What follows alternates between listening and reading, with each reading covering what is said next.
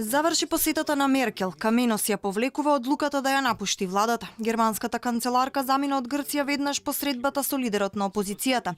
Претходно Нова демократија најави обраќање на Мицотакис, но за сега е молк, не се кажува што се разговарало.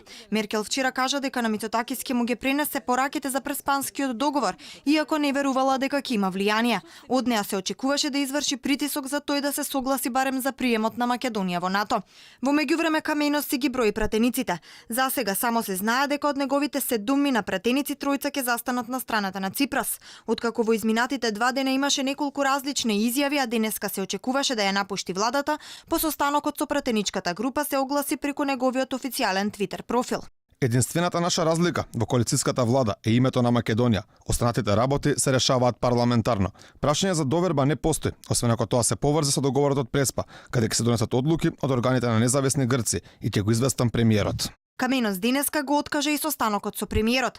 Политичкиот врв во Атина е во исчекување да заврши процесот во Македонското собрание.